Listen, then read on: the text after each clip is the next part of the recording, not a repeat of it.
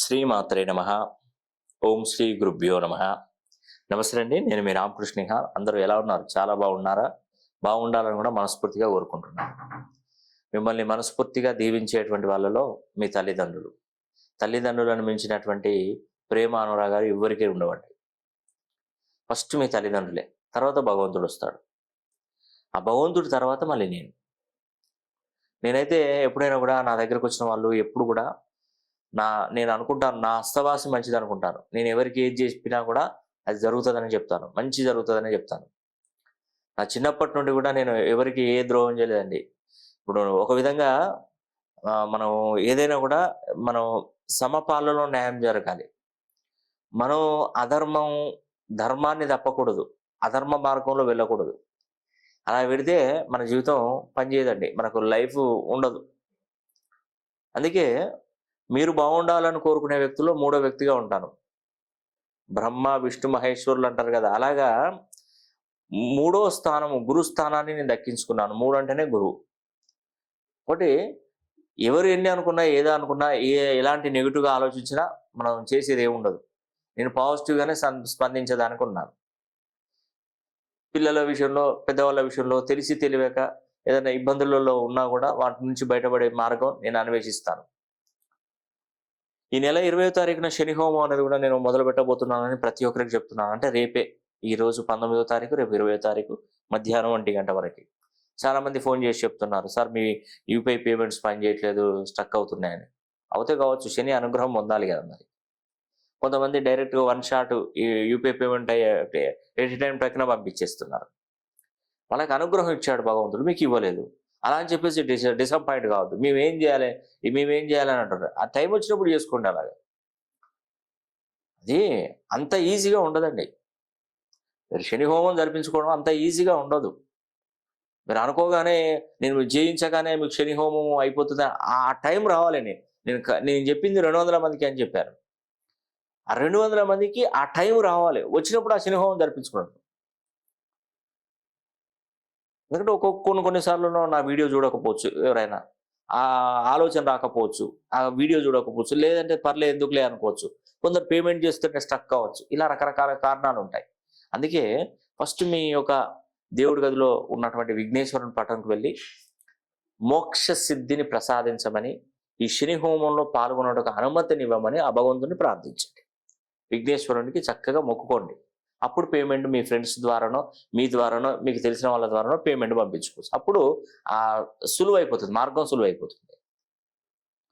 శివుడి ఆజ్ఞ అయితే చీమైనా గుట్టదు. శని అనుగ్రహం కలిగితే మీరు శని హోమం జరిపించుకుంటారు. అంతేనండి, దాంట్లో ఎటువంటి సందేహం లేదు. కాబట్టి వీలైతే నేను చెప్పినటువంటి ప్రయత్నాలు చేసి ఈ శని హోమంలో తప్పకుండా పాల్గొనండి. ఎందుకంటే అనుగ్రహం పొందాలి. ఇప్పుడు నేను చెప్పాను కదా, నా దగ్గర అతి పురాతనమైనటువంటి తాళపత్ర గ్రంథాలు ఉన్నాయని చెప్పాను కదా. ఇవి తాళపత్రాలు. ఈ తాళపత్ర గ్రంథాల్లో ఏం రాసి పెట్టిందంటే, ఫస్ట్ ఈ శని హోమం జరిపించే ముందు ఈ పుష్యమాసంలో 5 జ్యోతిర్లింగ క్షేత్రాలను దర్శించుకోవాలి. శివుడి అనుగ్రహం పొందాలి. 5 జ్యోతిర్లింగాలు, మీరు ఎక్కడికైనా వెళ్ళండి. 5 జ్యోతిర్లింగాలు, ఇక్కడ అక్కడ అని కాదు, ఎక్కడికి వెళ్ళినా పర్వాలేదు. తర్వాత శనీశ్వరుని ఆశీస్సులు పొందాలి. పొందిన తర్వాతనే ఈ శని హోమం జరిపించాలి. ఇది తాళపత్ర నియమం. నేను 5 జ్యోతిర్లింగ క్షేత్రాలను దర్శించుకున్నాను. వీడియోలు కూడా మీకు నా యూట్యూబ్ ఛానల్లో కూడా వీడియోలు కూడా చెప్పడం జరిగింది. కృష్ణేశ్వర జ్యోతిర్లింగ క్షేత్రము ఫస్ట్ దర్శించుకున్నది. త్రయంబకేశ్వర్ తర్వాత ఈ యొక్క భీమశంకర ఆలయం, తర్వాత ఉజ్జయిని మహాకాళేశ్వర్ జ్యోతిర్లింగ క్షేత్రము, తర్వాత ఈ అన్ని దాదాపు 4 ఓంకారేశ్వర్ జ్యోతిర్లింగం, ఈ మొత్తం 5 జ్యోతిర్లింగాలు దర్శించుకున్నాను. ఇది దర్శించుకొని శనీశ్వరుని శనిశంకరాపూర్కి వెళ్ళి స్వామివారు, నేను పక్కకే ఉండి నేను ఈ యొక్క వీడియో చేశాను. అక్కడ మనకు అలౌడ్ ఇచ్చారు. మన దేశం, మన రాష్ట్రం కానీ రాష్ట్రం అండి, మనకెవరు తెలుసు, మన తెలుగు రాష్ట్రంలో అయితే నేను చేయగలుగుతాను. ఒక్కొక్క టెంపుల్కి వెళ్ళినప్పుడు రికమెండేషన్స్, మనకు తెలిసిన ఐపీఎస్ ఆఫీసర్లు కూడా చాలా మంది ఉన్నారు. వాళ్ళ నుండి రికమెండేషన్స్ ఏం తీసుకోలేదండి. మీరు నాకు ఫోన్లు కూడా చేస్తారు, గురుగారు అక్కడికి వెళ్ళినారు కదా, మరి ఒక విషయం చెప్తే మేమే దర్శనానికి ప్లాన్ చేసేవాళ్ళం కదా. చాలా మంది అంటే నాకు తెలిసినటువంటి ఒక 3 ఐపీఎస్ ఆఫీసర్లు ఫోన్ చేసి చెప్పారు, ఆఫీస్ కాల్ చేసి చెప్పారు. ఏమనంటే, మీరు ఏదైనా వేరే దర్శనానికి వెళ్ళినప్పుడు కూడా మాతో చెప్పండి, మేము అక్కడ డైరెక్ట్గా ప్లాన్ చేపిస్తాం, నేను చెప్పేస్తానని చెప్పాడు. పని అవుతుంది ఈజీగా. కానీ మనం చేసేది పుణ్య కార్యక్రమం, పవిత్ర కార్యక్రమం. భగవంతుణ్ణి ఎప్పుడైనా కూడా గుర్తుపెట్టుకోండి, మనకు టైం ఉంది కాబట్టి మనకే ఇబ్బంది లేదు, టైం ఉంది. కష్టము పడాలి, కఠోర దీక్ష చెందాలి. కఠోర దీక్ష, శివుణ్ణి ప్రసన్నం ఎవరు చేసుకుంటారండి? కఠోర దీక్ష ద్వారానే శివుణ్ణి ప్రసన్నం చేసుకోవాలి. అంత ఈజీగా వెళ్ళి మనం ఈజీగా రావడానికి ఉండదు. 7 గంటలు 8 గంటలు దర్శనానికి ఓంకారేశ్వర్ 8 గంటలు పట్టింది.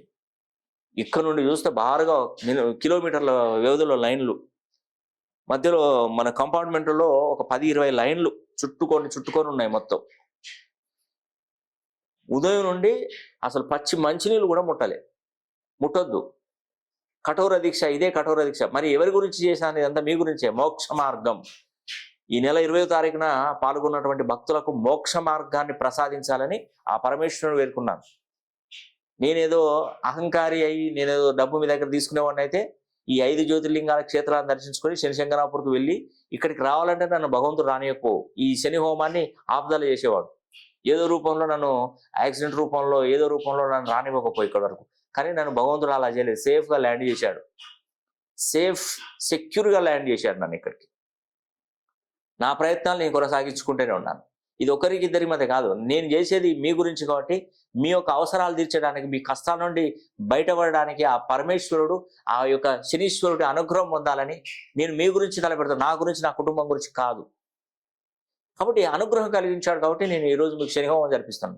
అలాగా మీరు యూపీఐ ఐడీలు పనిచేయట్లేదు, గూగుల్ పేలు, ఫోన్పేలు పనిచేయట్లేదు అనేది అది ఆ భగవంతుడి అనుగ్రహం ఉండాలి. ఈరోజు చేయకపోతే అది ఆ భగవంతుడి అనుగ్రహమే. అది కొంతమందికి అవుతున్నాయి కదా, మరి కొంతమంది పేమెంట్ చేసి వస్తున్నాయి కదా, మీకెందుకు రావట్లేదు? అది ఏదో ఒక ప్రాబ్లము, ఆ భగవంతుడు మిమ్మల్ని రానివ్వట్లేదు కావచ్చు అని నేను అనుకుంటున్నా.